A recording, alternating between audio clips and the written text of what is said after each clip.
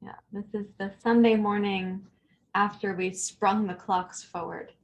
So for some of you, that meant going to bed an hour earlier last night because you set your time. No, it meant that your clock, you moved it sooner in the evening. So you went to bed on time and you didn't lose an hour of sleep. And for others, you went to bed at the same time and you woke up to a different time zone and you feel like you lost an hour of sleep. So we're going to use this practice to help stabilize in the new time zone, as it were. So please take a comfortable seat. This is also the morning where we shift to the next of the yamas in the immersion on the yamas and the niyamas. And so this one is called Mitahara.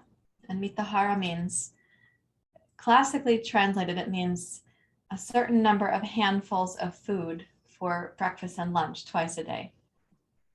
I'm going to translate it as a right use of our resources, our relationship to our resources, not only food, but other resources as well. Resources in terms of food, water, nourishment, fuel, sources of fuel for the body, for the life, like electricity, gasoline, for example. Also the resource of time and the resource of relationships. So Mitahara, we can say the right use of resources so that we have what we need and we're not having excess of that. And what we have supports our practice for meditation or for realization. And that means that we're really discerning, what do I actually need to be nourished or to step forward on my path? Not always, what do I need for my personal desires? Like my, those sort of desires that are on the pendulum between clinging and aversion, grasping and resistance. So Mitahara, and if one of our translations is the right use of our resources, including time, we want to use this time well, because some of us feel like we just lost an hour because the clock has been changed. According to nature, nothing was lost.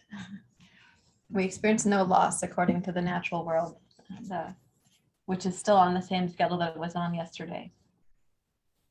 So please take a comfortable seat and we will get underway.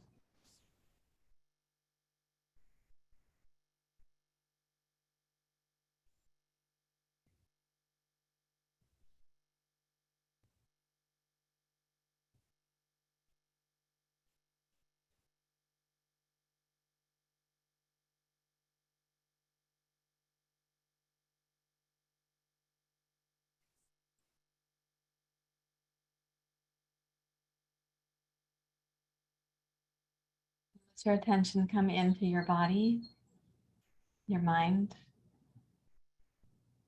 your breath, your heart, the myriad resources that are within you.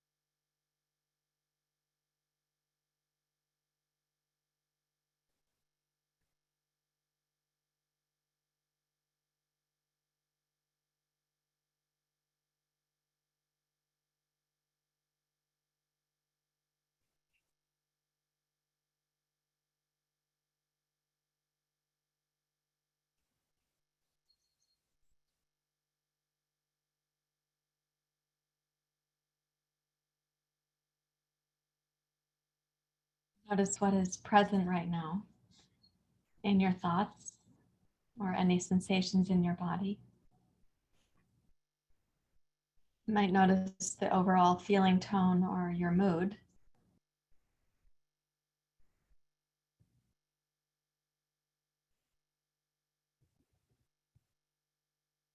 And consider the influence on the shift of time. So I wouldn't land on any one thing right now as your truth or your totality. If you're feeling a little sluggish, that's not your totality. Might be reflecting the shift of time. If you're feeling less, let's say, optimistic, that might not be your reality to land on as your summation of truth. It could be the influence of sleep or a change of the light in the morning. So let's notice what is present and not add to it, adding no extra narrative.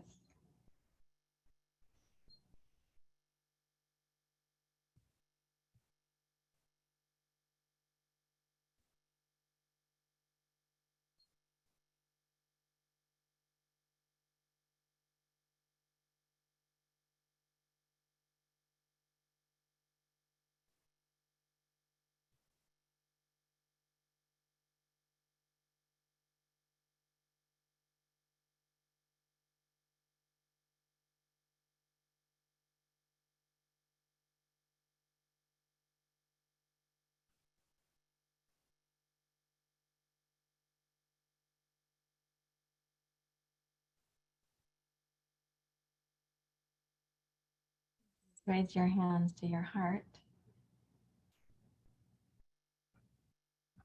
In the practice of Mitahara, we are encouraged to notice our relationship to food specifically.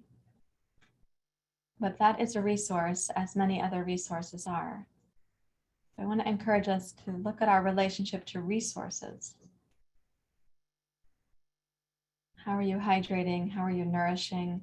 But also, where do you source your water or your food from? What relationship do you have with the source of those things?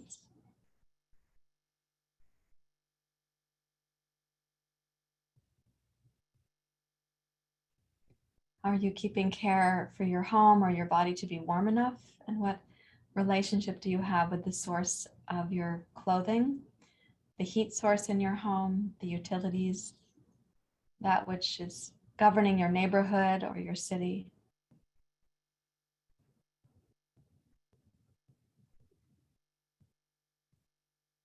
And when you reflect on the resources that you're using, if you imagine that you are one member of society, what resources are you leaving for others? What is your sense of kind of equitable distribution?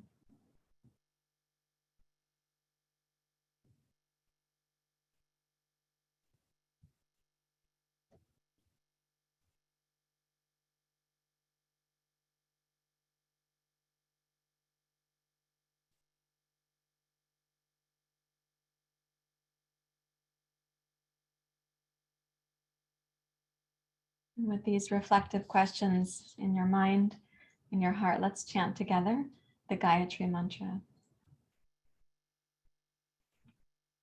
Om Bhargava Shivaha Tatsavitor Varenyam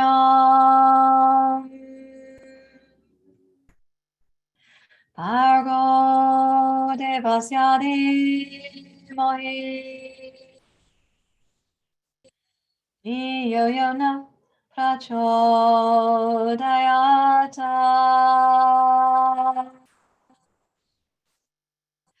Om Bhargava Shivaha Tatsavitor Varenyam Bhargo Devasya Dhimahi Dhiyo Yona Prachodayata.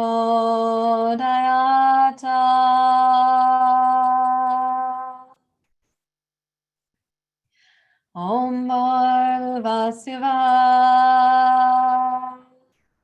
Tatsavitor Varenyam Bhargo Devasya Dhimahi Dhiyo Yona Prachodayata.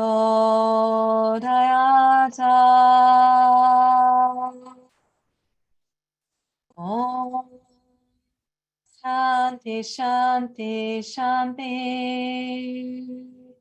Hari Om Shri Guru Pyo Namaha Hari Om.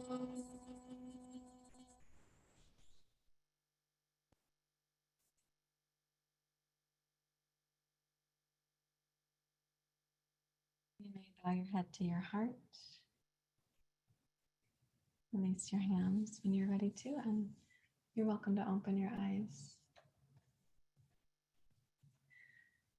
So I'd like to speak about something specific because I'm also teaching a yoga psychology course this weekend, and I want to include this perspective for those students in our training.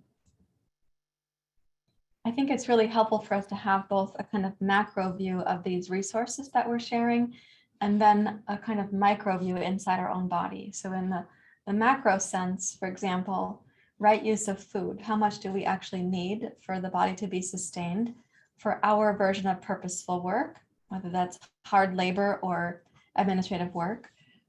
How much food do we need for our yoga practice to be easeful and comfortable? And what amount of food do we need so that our meditation is clear and the mind is not distracted? Same thing with water and sleep and the time we dedicate to our practices, the time we dedicate to being in nature, these use of resources in this way. And also, as we're using these resources, what do we sense is the sort of equitable collaborative process? So we know that some people, even here in the city of Portland, I live in a place where there's a lot of access to food and we have these really cool grocery stores, but some people live near enough by and yet they're in a food desert. There's not a grocery store within their neighborhood. There's a 7-Eleven. And so when I think about that on the planet also, we know that there's places where they're already facing famine because of the ecology. So I want to ask this question for us on the macro level: food and water, power, electricity. I've traveled to places on the planet where prior to taking yoga students to some of these places, there was no electricity. Like in the little village of Yalapa, Mexico, there wasn't electricity there for a long time. And we started going when they had just gotten electricity. Who has electricity? Who doesn't? Who has a refrigerator? Who doesn't? And when you go to the village of Yalapa, you see that the refrigerators are on the outsides of the homes because their homes weren't built to have refrigerators on the inside. They didn't have electricity. So why is the fridge on the sidewalk?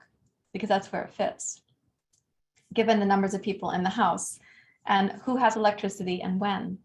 The electricity used to be turned off at night, for example. You didn't have it overnight. And so we know that even power has to be distributed, but in our society, we think, well, whoever has the means to pay for it, if they can pay for it, they get to use it. So there's this like circle upon concentric circle of the question here. And if we look into our own body and we say, okay, how am I keeping peace with these resources in me? Am I living in more of a catabolic zone inside where I'm just taking in resource and stress and my body is actually breaking down, but I'm not breaking down my food or emotions. I'm not digesting my life experiences, but I'm just having all this busyness, stress, chaos, got to eat to keep going, have some caffeine, keep going, and so on. Oh, have some alcohol to soften that down, to relax at the nighttime. What is actually happening in this inner ecology with that lifestyle? And I'm not saying that that's your lifestyle here, but that we know that that lifestyle exists in this country because it can. We have a sloppiness in this regard. But inside of ourselves, we could even ask, how can I shift more consistently to my ventral vagal parasympathetic nervous system? How can I live in the anabolic zone when I'm practicing, exercising, when I'm enjoying the intake of the food? And then I want the catabolic process to be digesting the food particles and digesting my thoughts and my emotions and breaking things down from larger to smaller pieces where I can absorb the nutrients of food and life experiences. So this is encompassed within to say, how do we keep nourishing this ecology to participate in the larger ecology? And it takes some dedication because we can see how many messes there are in this larger life right now. So this morning, we're going to do some breathing practices, things that I consider to be shaking it off practices where we can kind of shake off the stress that we might be experiencing. And for some of us, shaking off the experience of the time change causing you to feel less than your wonderful morning self. So please come up to standing to start. This kind of practice that I'll teach today is called using a vignette practice. So we'll do like a 20-minute vignette, and then we'll do another one, and then we'll do another one. And you'll see how these work together. So come up to stand in a little bit like a horse stance. So you can have your feet just slightly hip distance, slightly wider than hip distance. Bend your knees. Place your body weight into your pelvis. And then we're going to make fists. So when we swing back, this is the inhale. When we swing forward, this is the exhale. And it's kind of brisk. In both cases, the breath is going through the nose right now. So it's like this.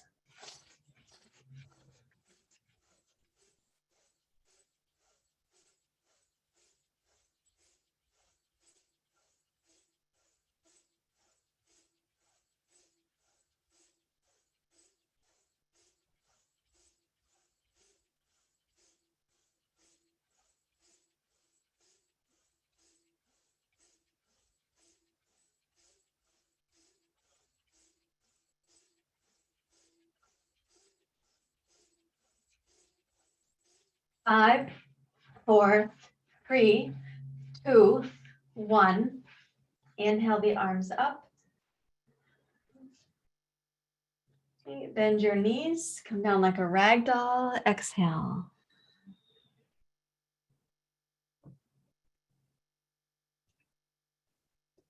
Encourage your torso to relax like a little waterfall cascading down from the hips towards the crown of your skull.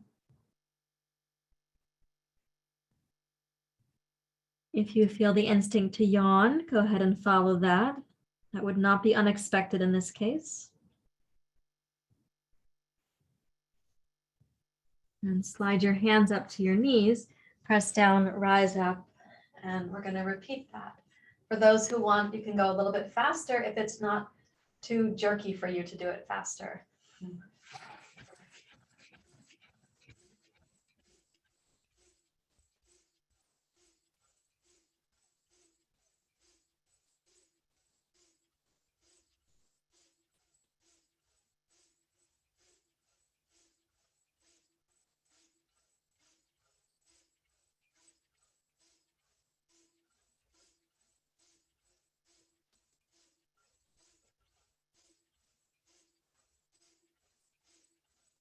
5, 4, 3, 2, 1. Inhale to go overhead.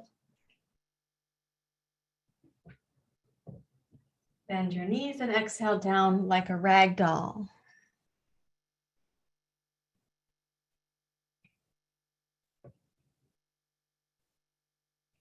Allow your body to relax in its position, for the breath to make it down into the pelvic bowl.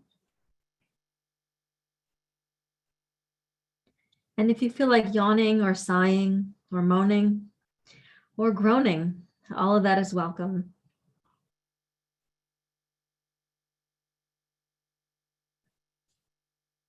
Now, while we're down in this forward bend, let's make the hands into fists and going to the outsides of the shins. You're going to make this little, it's called tapotment. So go up and down the outsides of the shins.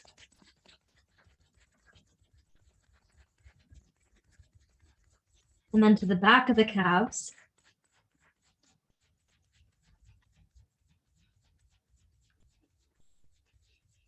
And the inner calves.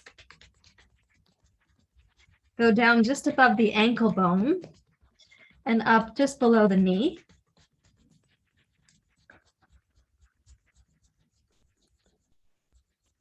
And then come up to the inner thighs. So raise the torso up so you can meet the inner thighs there. The front of the thighs.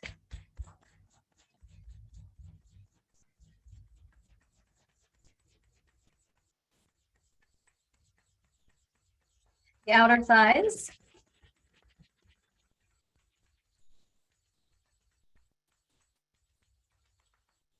Back of the thighs.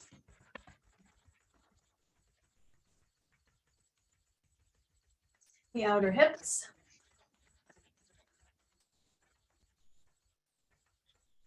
The lower back.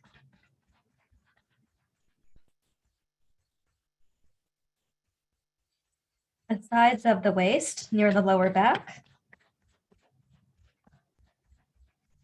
Up to standing and then across the lower belly.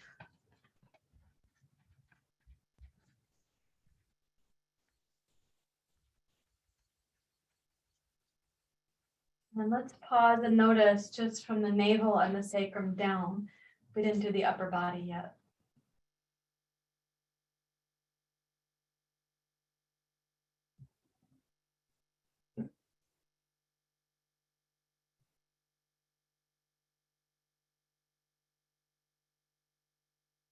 Now we're going to do the digestion and then up into the chest. So for digestion, start in the right lower.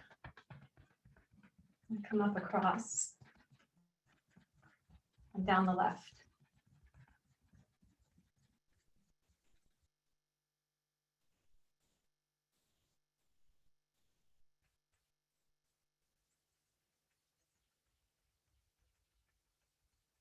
And then come up to the sternum. Use your fingertips. Up and down the sternum. Your thymus gland is under here. And then on the ribs. So you can go from the sternum out to the middle of the chest there on the ribs.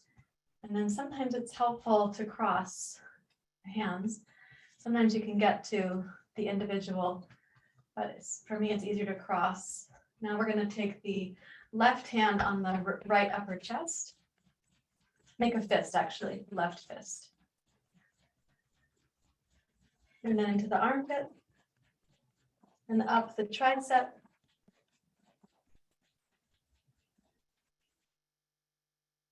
And down the bicep. Outer shoulder. And down to the forearm. Underside of the forearm.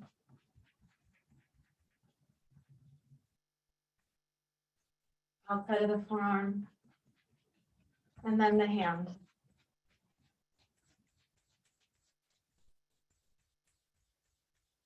And then shake that hand.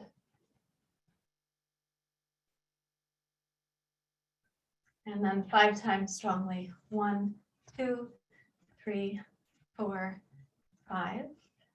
So notice the right hemisphere of the torso relative to the left. And of course, right arm relative to left arm.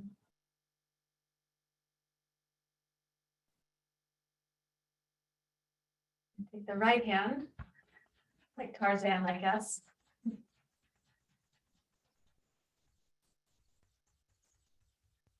And over to the armpit. And up the tricep.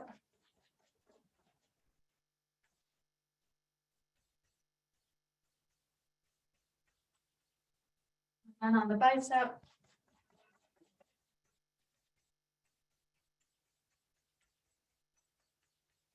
Down to the forearm. Getting all sides of the forearm.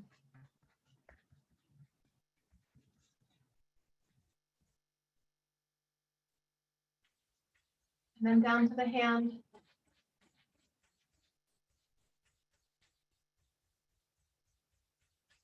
And then shake that hand.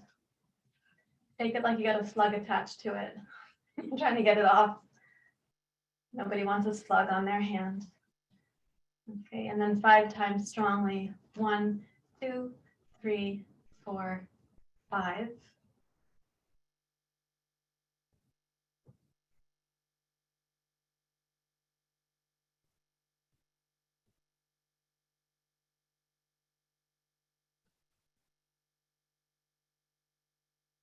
Let's do the face. So you use your fingertips. I start on my forehead. And then I work my way out to my temples.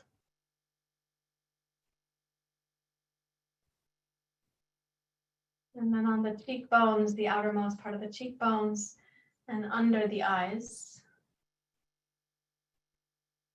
The sinus cavities are behind there, so be thoughtful. Might feel good, might feel congested. Go across the cheekbones a little bit lower on your face, so you're nearly just underneath the cheekbones. And then as you go under the cheekbones, you're also on the upper gum line. Include the upper lip. And over to the hinge of the jaw, the lower jawline, the chin.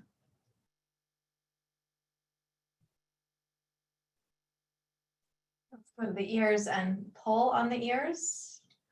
Put your thumbs on the inside and pull the ears, the top of the ears, the middle of the ears. Fingers inside as you pull on the earlobes, thumbs behind. And then take your fingers and rub behind the ears. And let's take the hair and as much as you can, gather your hair and holding it in a fist or two fists, pull up and then rotate your head. So you're doing a little scalp massage right now.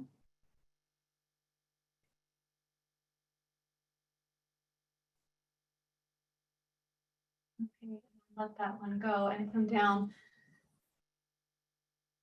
like you're the umpire or the referee. I refereed one baseball game as a child. I was a teenager and I refereed the boys' baseball game. The boys were younger than me. I did not like saying strike. Couldn't do it. I did one game. Okay. I played second base, so we could say come down like you're playing second base.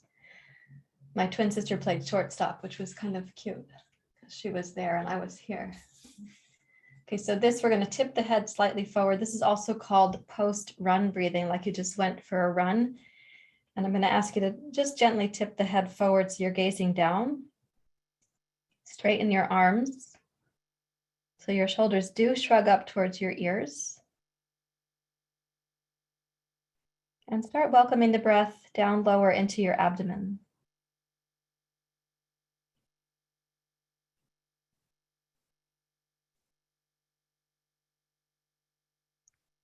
See if you could find a smooth, steady inhalation.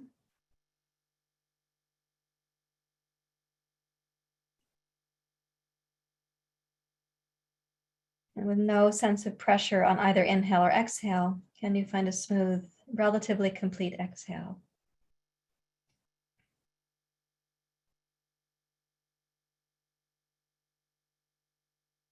Do your best to really relax the lower abdomen to receive the inhale.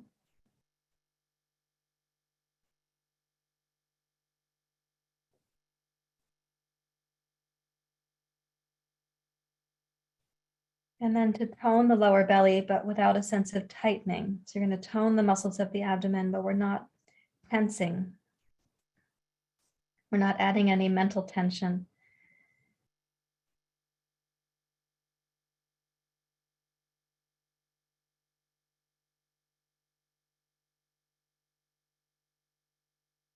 Please rise up to standing and take a wider stance. This is called the jazz dance warm-up pose. So really similar idea, but a wider stance. So the inner thighs are going to be stretching some. Put your body weight into your outer heels and your pinky toes. So those are included in your position. Make the hands strong on the knees and the arms straight, please. And let your head bow gently forward, really in line with your spine.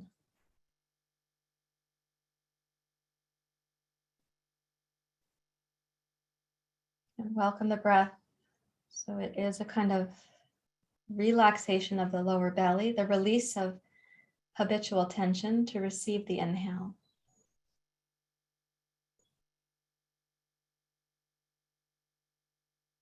And then toning the lower belly to support the exhale.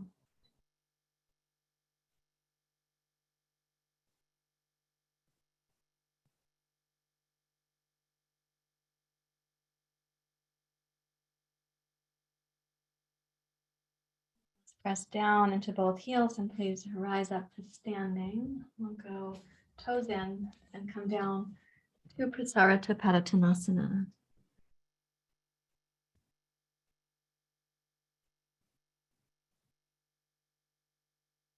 And here you could imagine the inhale greets the body like a wave coming to the shore. The shore is completely receptive to the wave. And the exhale, the wave departs the shore. The shore is not holding on to the wave.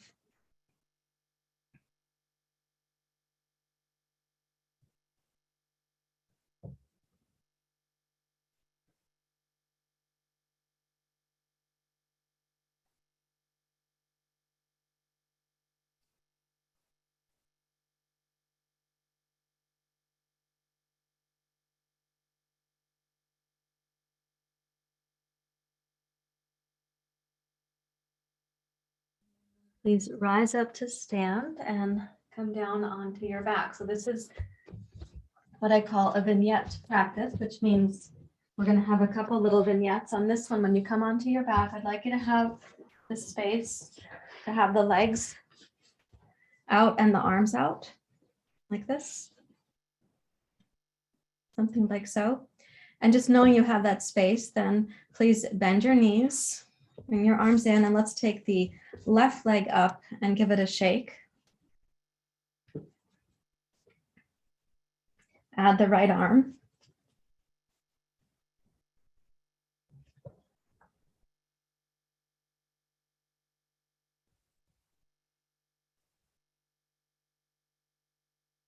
Okay, add the right leg.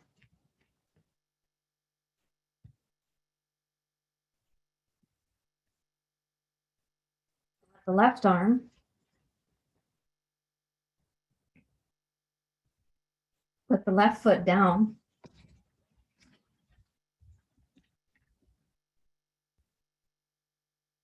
Lower the right arm.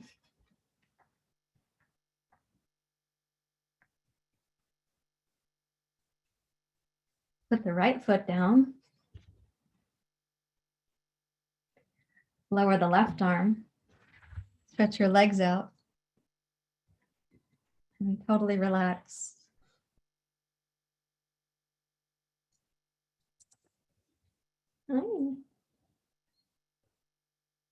So lie really still. We'll lie still for 4 minutes so you can sense what is possible within your body right now.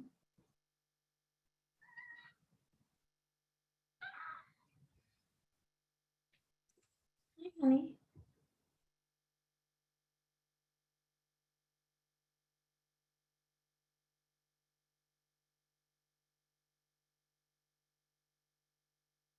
You can practice witnessing the sensations of the body, the pace of the breath. Witnessing specifically means you're not doing anything. We're not intruding. We're not meddling.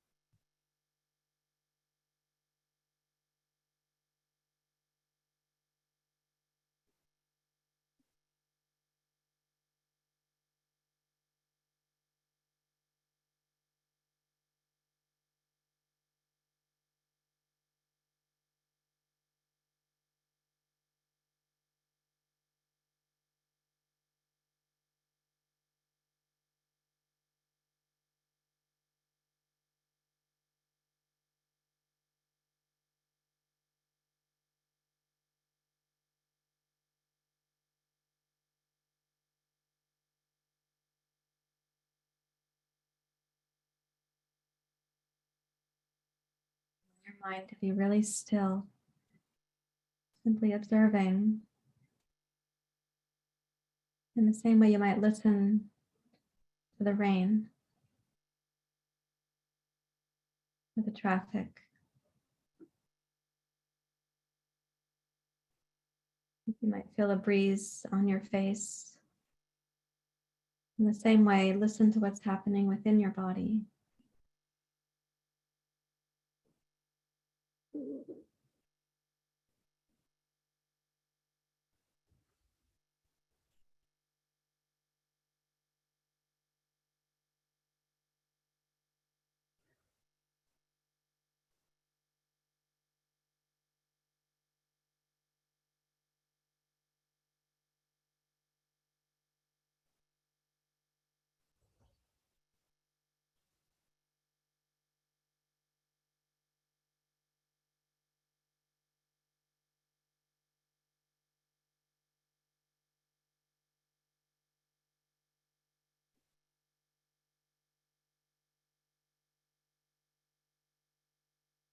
I'd like you to reach for your yoga strap.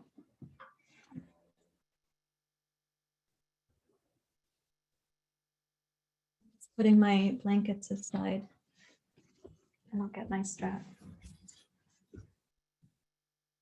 Okay, so yesterday we did a practice like this in the pose called supta. This morning I'm going to teach this pose from a different perspective. So when you lie down, I'd like you to put your right foot in the strap first. Put your right hand in there with your right foot, and then lie on your right side.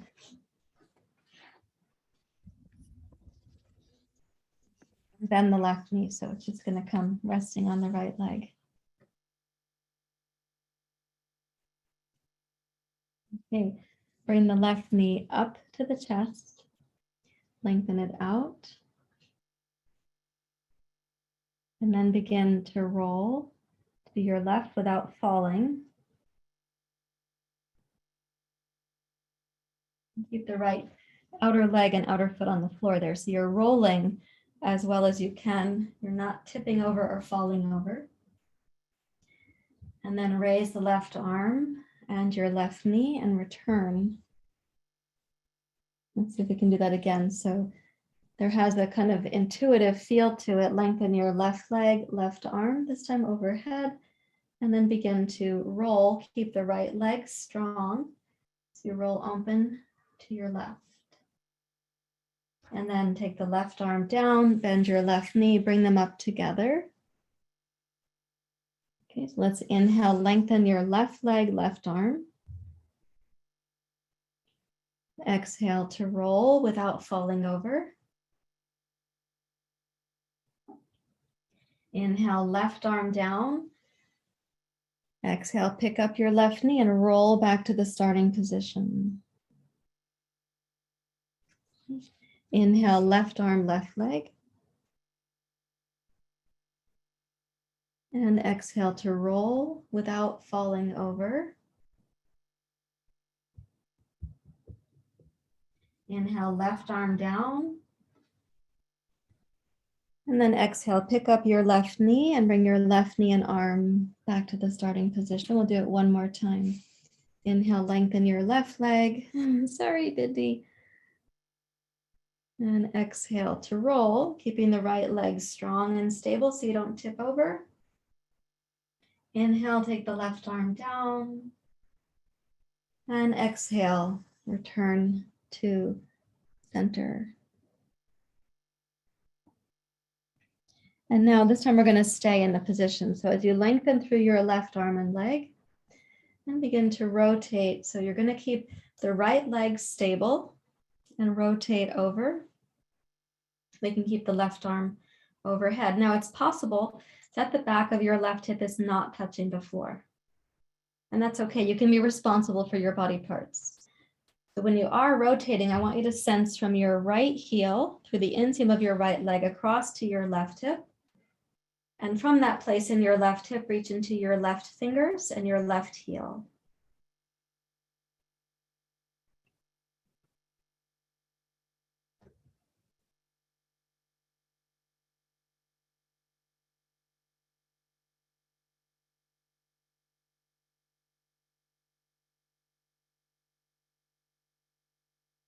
One more breath in, making each limb longer.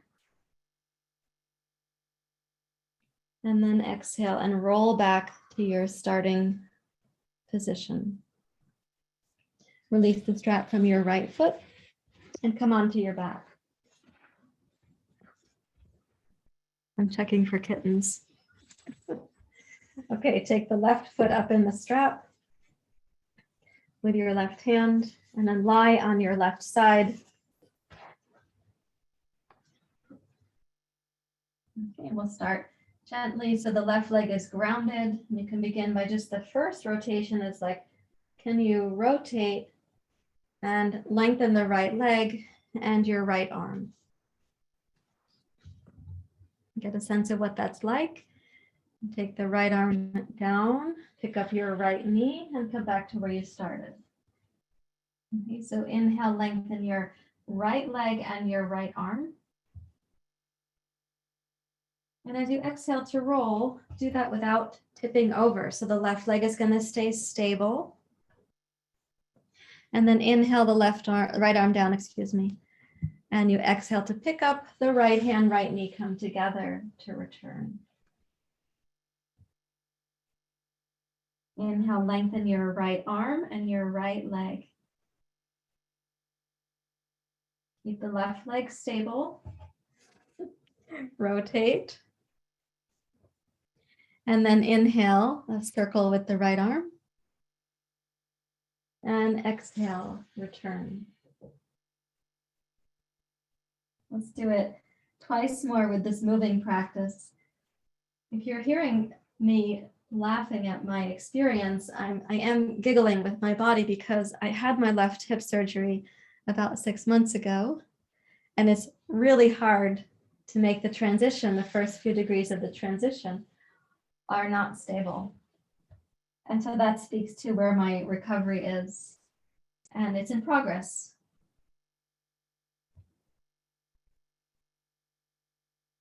So of course, you have your own life events with your body, and you're just doing your best to notice where there's a bobble or a wobble. We're going to come back to the starting position once more, and then we're going to go into the position for a few breath cycles. So we inhale, lengthen the right leg and right arm, and keeping the left leg stable to the best of your ability, roll your torso open to the position. So the right arm now stays overhead, right leg is long. Reach from your left inner heel down the inseam of the leg across to your right hip.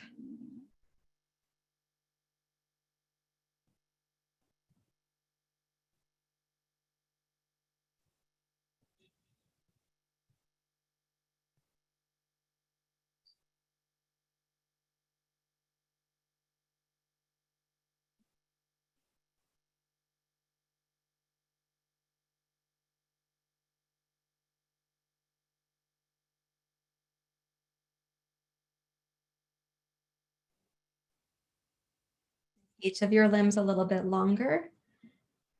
And then with your next exhale, start rolling back to the starting position. Release your left foot from the strap. Lie on your back with your knees bent.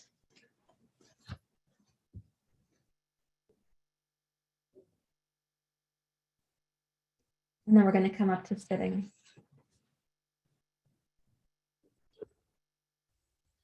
Okay, so there's your inner thighs and also some movement of rotation and twisting. Let's come up to standing. I'd like you to have 2 yoga blocks, please. Take a wide stance, and we're going to place the 2 blocks down in front to get started. I like these circular movements, these sort of, we might call them like developmental patterns or more circular, less linear. I do like them for us to sense like the developmental process that we went through to become a person walking and talking, for example, but also this more feminine approach, the more natural sense of how life can be. So we're going to come down to Prasarita Palutanasana. Place your hands on the blocks.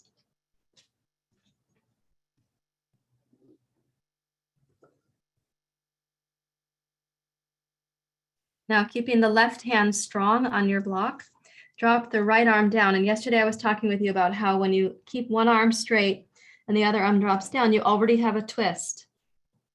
So this twist is that the left rib cage is higher than the right rib cage. Now, as you inhale, reach your right arm straight ahead and level the torso off as if you were leveling an airplane. And then inhale, make a circle with the right arm and twist up to your right. And exhale, gaze back towards your right thumb as you lower it in a circle to come down between the two blocks.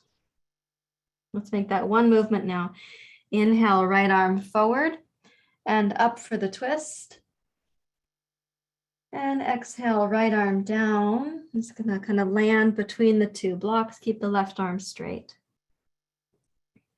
Inhale, right arm forward and open to the twist in a circle. And exhale, follow your right thumb with your gaze and your head as you bring it back down. Again.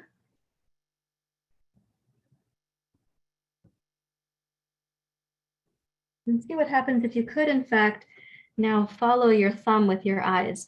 So when you go forward, that's going to be a little bit tricky for some of you, but it's doable. And as you exhale to go back, you actually are following your thumb, so the head goes into a little bit of flexion there. Let's do it one more time.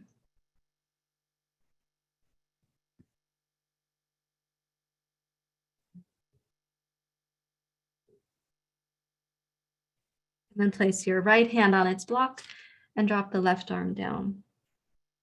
With the right arm straight, your rib cage is now twisting to the right. Let's do the first one in parts. So inhale, lengthen your left arm forward and level your rib cage. This part of the pose has to have integrity as we want in all parts of the practice. So open your left arm to a twist. And then exhale, follow your left thumb so your head can move to help follow the thumb back to center. Now we'll inhale one movement up to the twist. And exhale one movement down from the twist. Follow your breath cycle, please. And also follow your thumb with your eyes, so including your head. This might be range of motion that your neck has to either acquaint itself with or redevelop. It's really good for us to be able to have a full range with the eyes, not just the letters on the keyboard in front of us.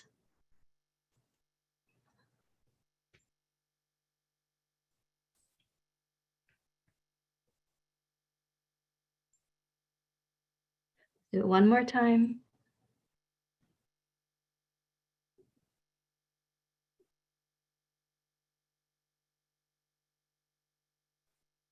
And place your left hand on its block, right hand stays on its block. Walk your hands forward. Reach your hips back.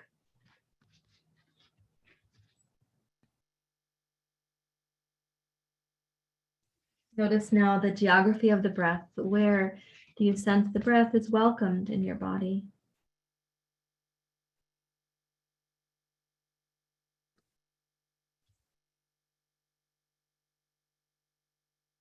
Any place you feel like it's restricted?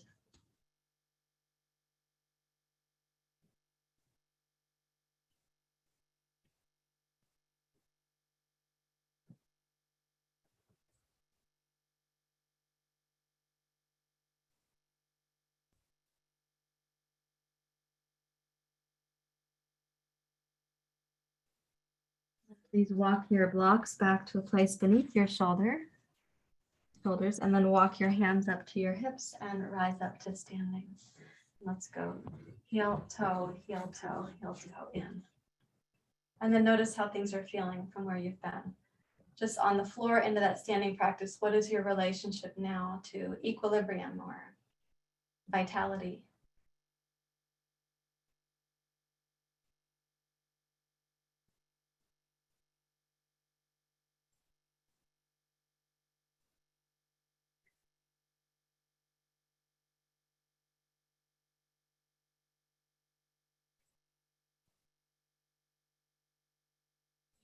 take 2 blocks now and stack them. Please take a wide stance on your mat. Turn your right foot directly out to the right. Place the right block and then the left block. And that is taller than most people are customarily using, but it's on purpose. So thank you for checking it out. You bring the hands to the heart.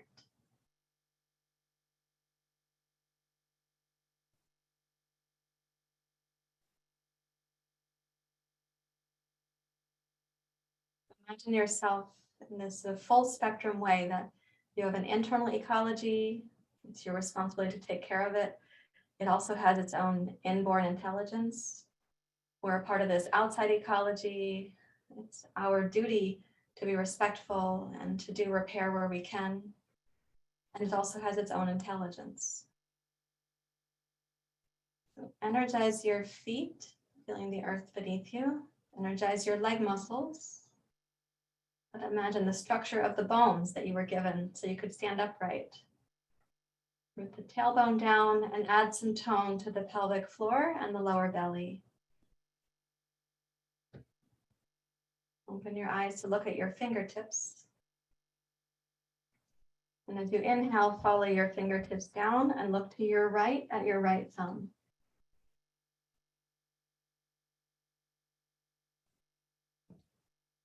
With your next inhale, reach long out over your right leg. And then exhale, follow your right hand down to the block.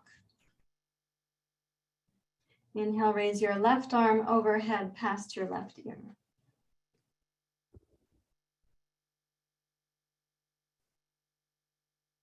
As you're looking down past the arm to your right thumb, that's just one place to leave the eyes for a few moments. So stay focused there with your visual gaze. Root your tailbone, energize your legs once again.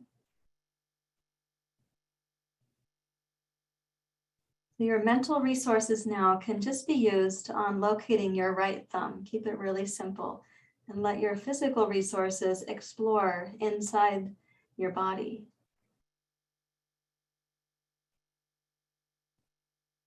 In other words, place your thinking mind on your right thumb and leave it there so it's not getting in your way. Then you can explore how grounded is your left heel, how energized is the left outer hip, how much energy are you using for the right outer hip and right thigh.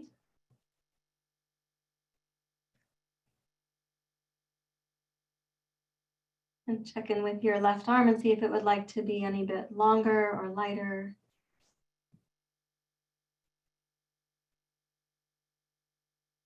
Imagine where your left thumb is now with your eyes. And as you inhale, raise up to look at your left thumb. That changes your head position. Make the right arm stronger. And then follow your left thumb up to the ceiling.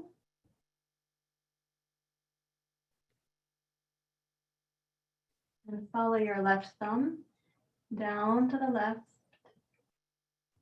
and down towards the floor. Put your gaze back on your right thumb and raise your left arm in a circle. And exhale, rise up with your gaze at your right thumb. Release your pose. Let's go to the other side. So there is a purposeful process here, and it does include your brain, your eyes, your concentration, all these things. So again, let's take a stance where the left foot is directly out. The right heel is just slightly back. Join your palms together. Momentarily, you can close your eyes.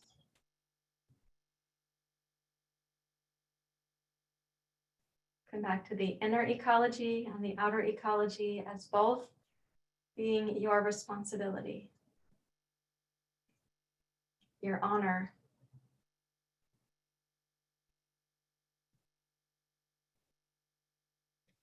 Energize your feet as you feel into the earth beneath you.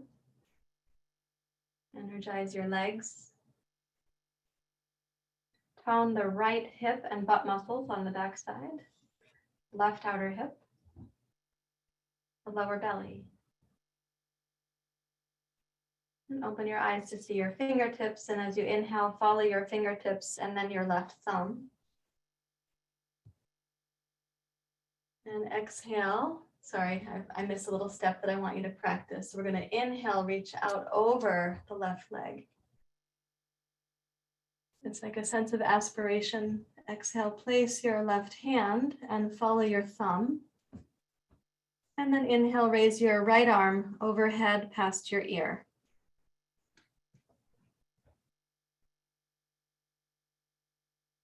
And place your visual field on your left thumb so you can keep it pretty well fixed there.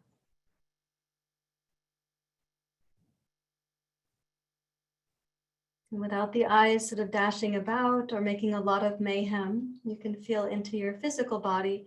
Let's check with the right outer heel. Right outer hip. The tailbone. The left outer hip, left leg. And then ask if the right arm would want to be expressive in any particular way. Does it feel like being longer or lighter or okay where it is?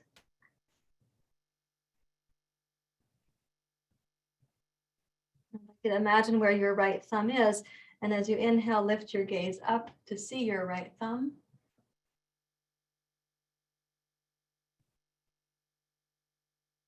And then inhale, follow your right thumb to the ceiling. Exhale, follow your right thumb as it reaches to the right and down. So full range of motion with your head. As your right thumb comes near to your left, put your gaze back on your left thumb. And now use the exhale, please, to rise up to stand. Lift your left thumb so your gaze is consistent there. And exhale, release. Return your hands to your heart. Let's make the feet parallel.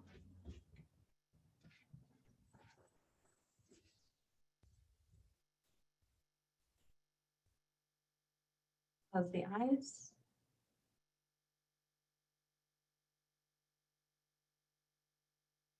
And then heel, toe in. I'm moving over the obstacles of the blocks there. And when you find your place here now, stand in mountain pose.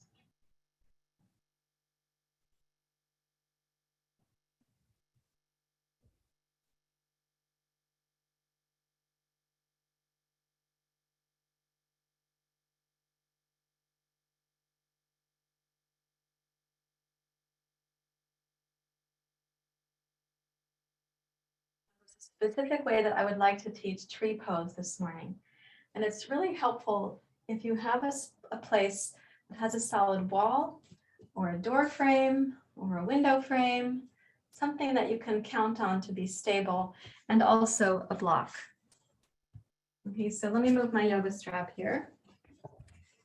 What you're going to be doing and let me do it this way so I'll stand on my left leg first. When you put the right leg up into tree pose, and I'm going to choose the spot right here, not on my door frame, because this is kind of a thin door frame. It's also from the 1940s, so it has a lot of curves to it. There's a lot of nuance to it. It's been there for a long time.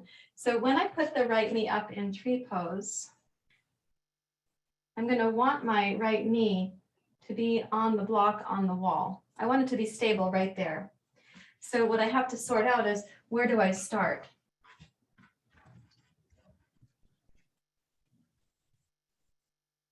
Okay, so I've got the block on the wall. The purpose of the block, I'm sorry you can't see that well. How's this? Can you see it? It's right there. The purpose of the block instead of just the wall is, if you drop it, we all know. No, I'm just kidding. We don't all know. If I drop mine, you all know, but we won't know if you drop yours. So place the right foot in tree pose, even if your foot goes down lower on your leg, even if it's down in a kind of kickstand position. And I'd like your right knee to be against something. The block at the wall is my personal preference. It's also softer than the door frame and softer than the wall. Now bring your hands to your heart in tree pose. And by the way, tree pose does not include that you have to be 180 from your right knee to your left hip. So you might have a little angle of your pelvis actually slightly towards the wall. Like here's my pelvic angle, like this. So I am facing a little bit towards the wall. Okay, hands to the heart. The block should also stabilize your balance in tree pose. So now lengthen from your right thigh into your right knee, whether you're in the highest most or kickstand position or somewhere in the middle. Strengthen your left leg, including your left butt, even the glutes on the back side. And then raise both arms up in tree pose.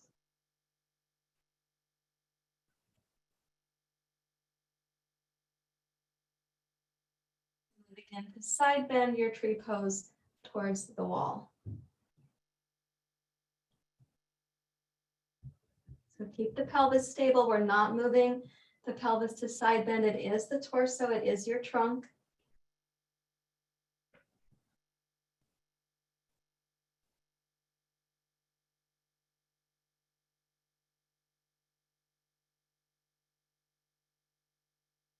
Inhale, raise that back up. Now, keeping the pelvis really stable, lower your left arm. And see if you can look up at your right thumb. And exhale, follow your right thumb open to the right behind you, like a backstroke. And then bring that down to take the block from the wall. Place your right foot on the floor. Come to mountain pose. I didn't hear anybody drop their block, so I think you're doing really well. But notice the circulation going down the right leg after the pose and down the inseam of the left leg. You had your foot there somewhere. So notice from that spot, wherever the foot was, notice down to the earth, kind of like you open up a spring gate. Okay, let's do the other side. So you have to know where to place yourself and then your block. And that takes a little configuring. Like this time I'm too far from the wall, so I have to start over.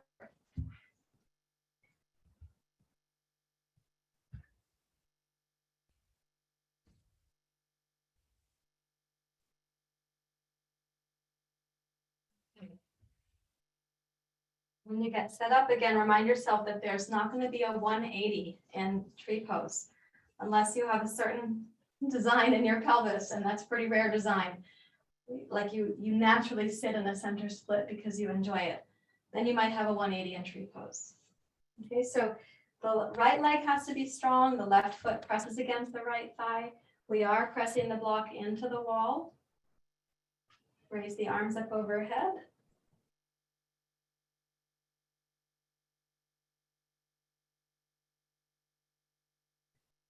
Keeping the left leg firm on the block, whether you're in the kickstand or the higher up version of tree pose, you need the right leg to be stable for that. Then we're going to start side bending over towards the wall.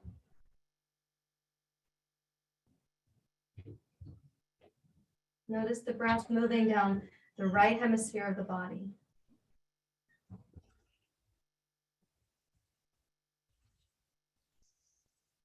Block stable against the wall using your left leg muscles and your concentration. The right leg muscles supply the support to the left leg. And then exhale, raise yourself up. Lower your right arm. And see if you can look up at your left thumb. And follow your left thumb like a backstroke. And bring it down to catch the block and step down with your left foot. And again, come to mountain pose. And once again, I didn't hear anybody dropping their block. Notice the legs.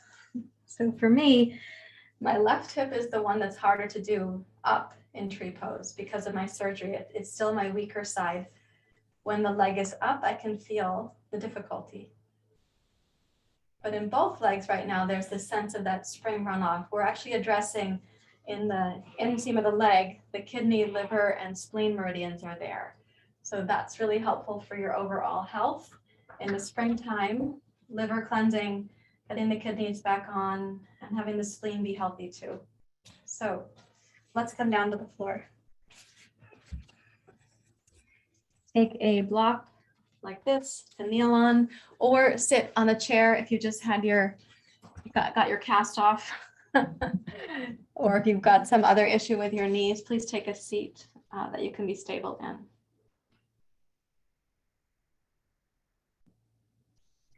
That was our second vignette in the morning, and I'd like you to sense what is happening now with your mind.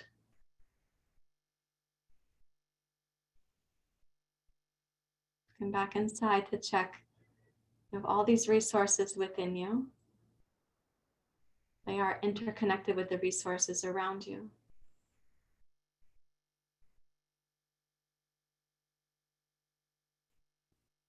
In a way, you're constantly being supplied with vitality, life, and resources.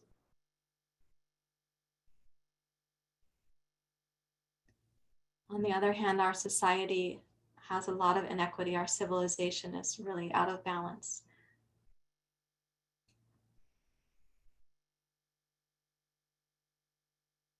So what is being provided by nature is available right now.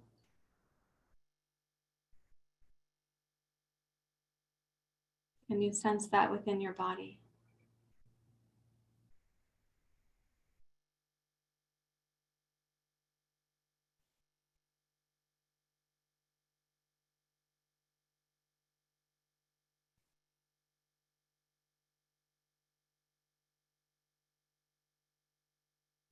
Tangible, pragmatic supplies, resources that you'll need today, like water and food and kindness.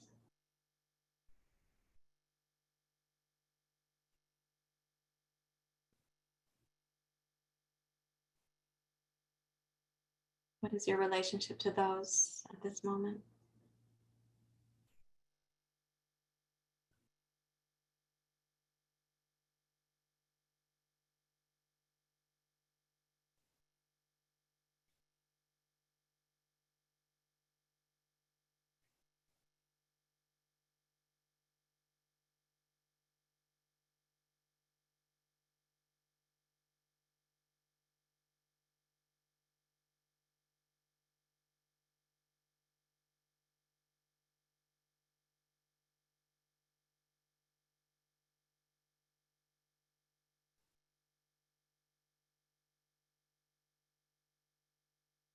And then please reach for 2 blankets folded in the long, narrow manner, like this, like how we did yesterday. You can stack these 2 blankets, please, on top of each other. And scooch them onto the length of your yoga mat. I'd like you to have 2 blocks. One is going to be for each knee.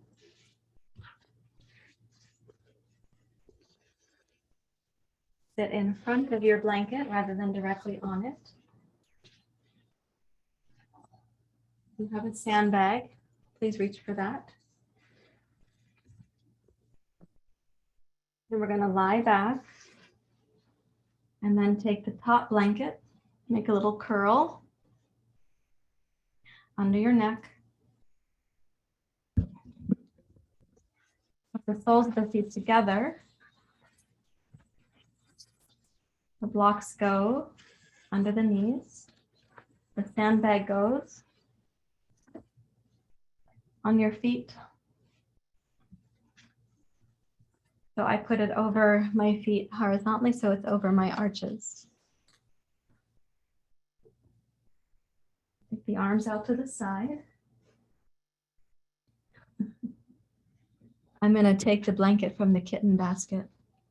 Since they're not in it, I wanted to show that you can also cover up with a blanket. Or you can cover with a kitten if you want to. If you have an eye pillow, this is a great time for your eye pillow.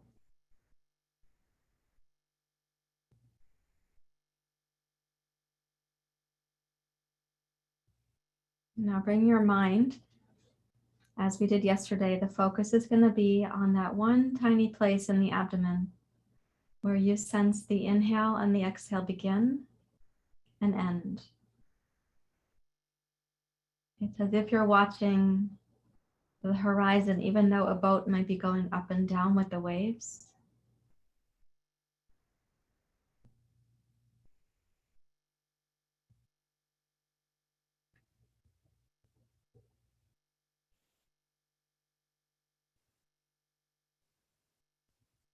Keep your mind resting in that one specific place, not by coercing the mind, but encouraging that the less mental activity, the less dissipation or distraction,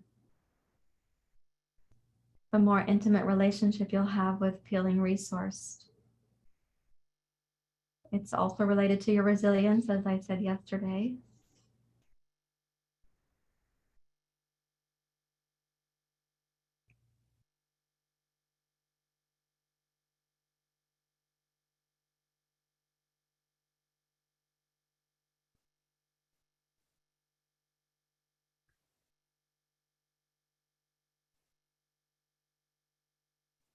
So in the sequence where we were moving the head and the arms in those circular ways, working with the legs as we did, we were addressing your visual field,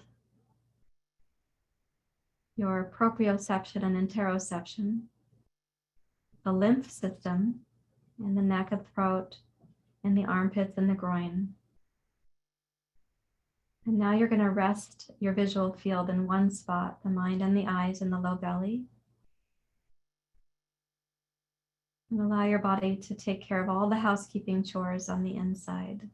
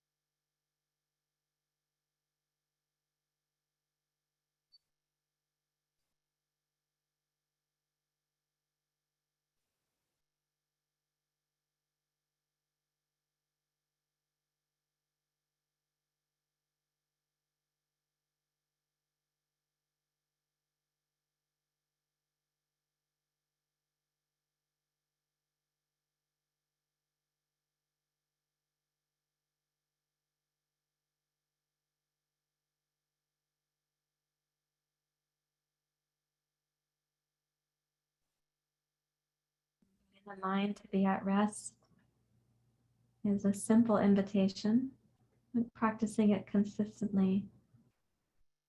We want to have a gentle concentration.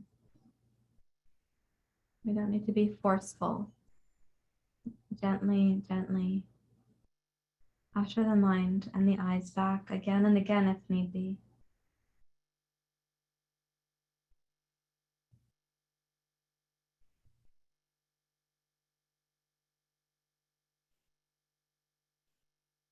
As you rest your mind and your eyes there, relax your forehead, your eyebrows, your eyelids, and your temples.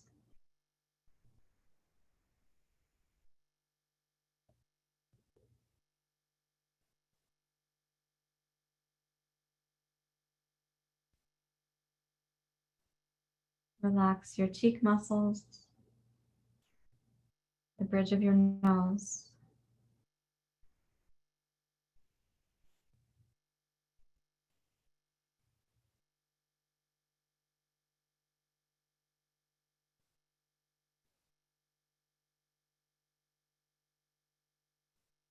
and the upper lip.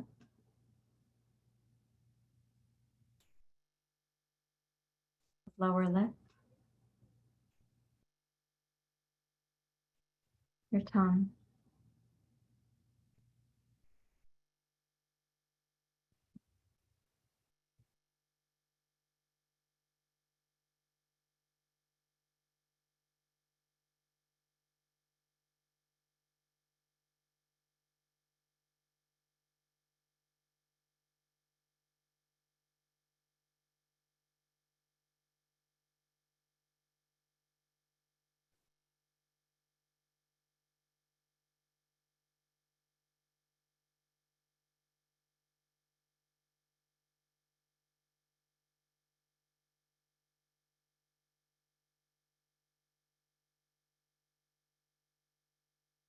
The hinge of your jaw, the sides of your neck, inside the throat.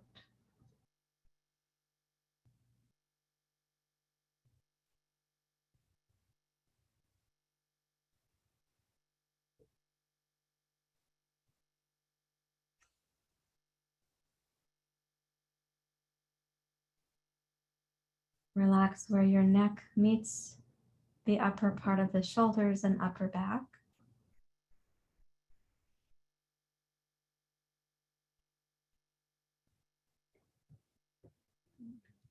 And over to the shoulders themselves.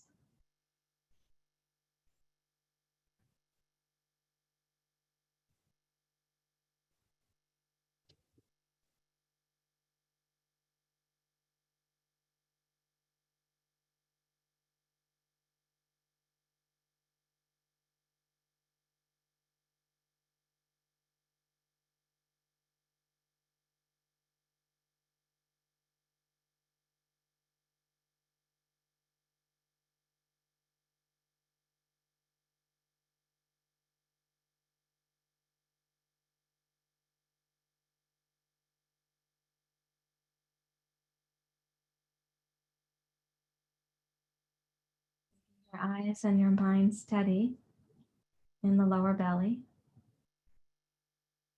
Allow your heart to relax. The rib cage.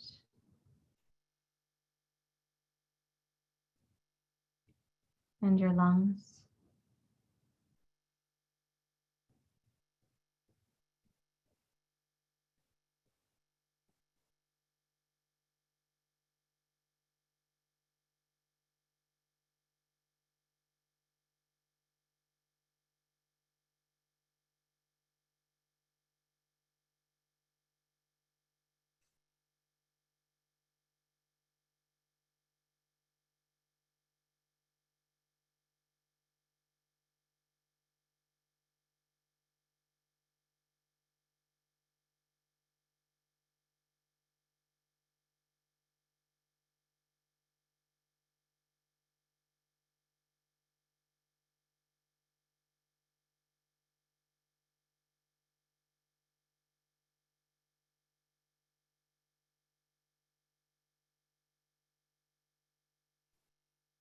Your eyes at rest in the low belly. Relax the floating ribs, the solar plexus, the stomach, the organs of digestion.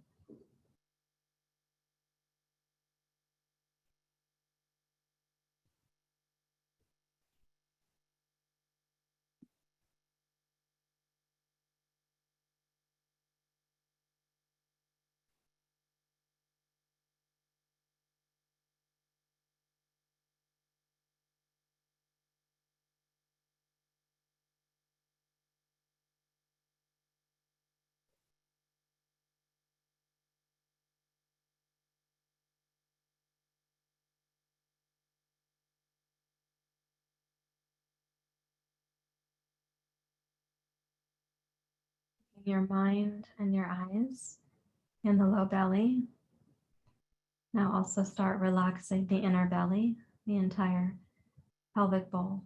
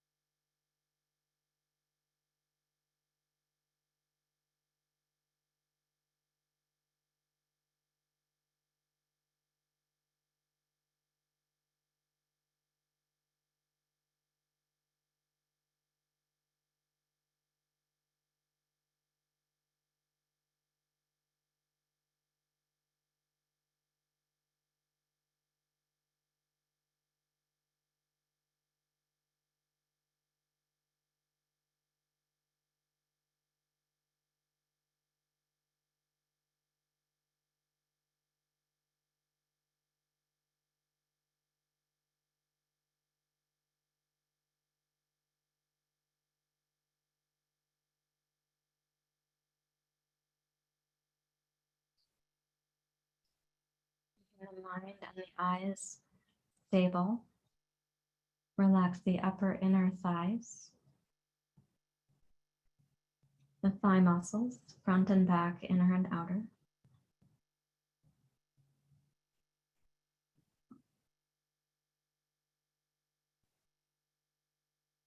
Imagine relaxing your knee joints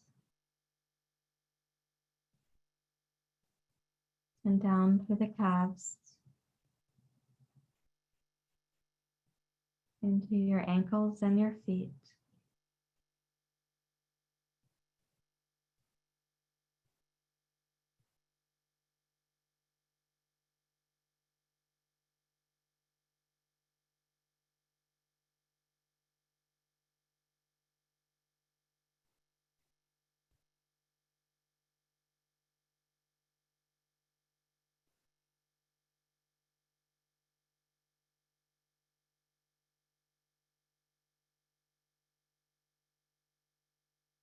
Eyes very still, as if gazing at a horizon, even though your boat is gently rocking on the water.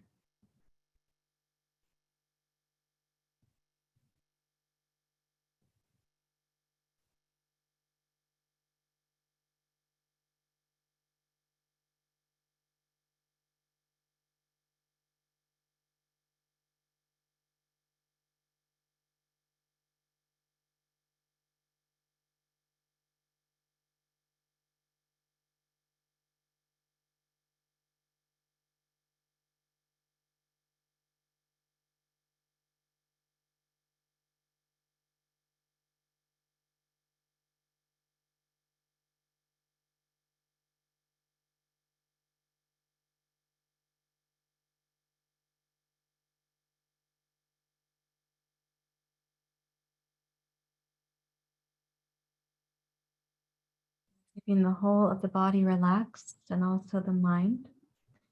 I'd like you to gently wiggle your toes and fingers, but without accumulating stress in the mind, without activating your thoughts. And fold your knees up to center. Put your blanket aside.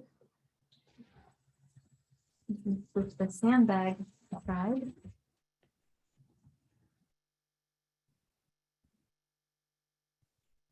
Roll down from your blanket.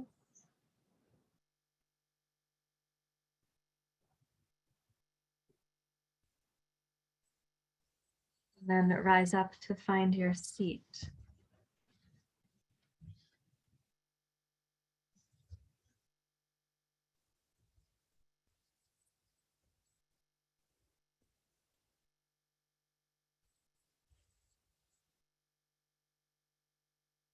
Come to your seat. Don't dissipate or delay. Come into a seat where you can feel the naturalness. It's called sahaj, the naturalness of meditation.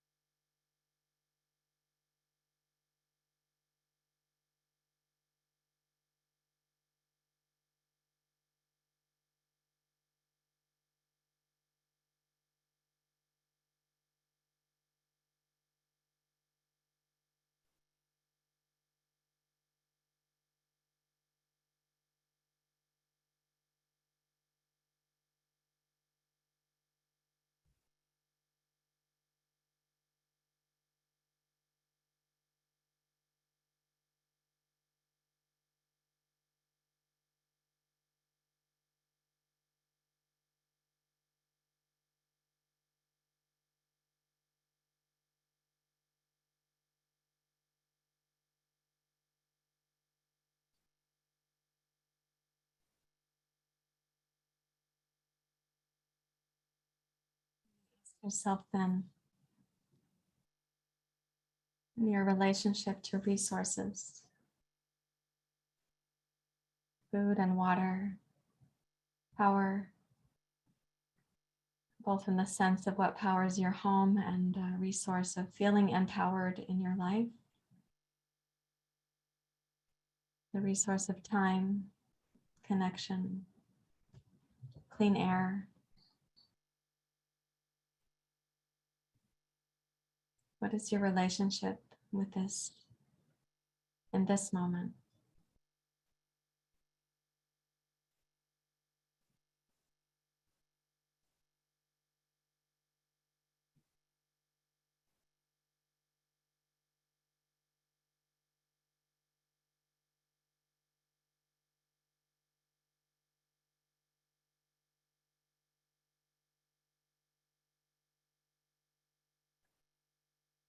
Raise your hands to your heart.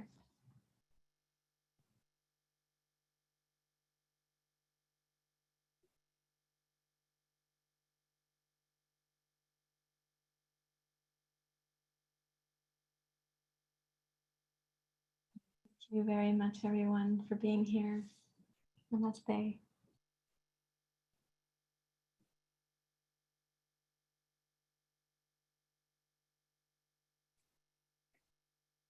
I'm going to close the recording and the Facebook.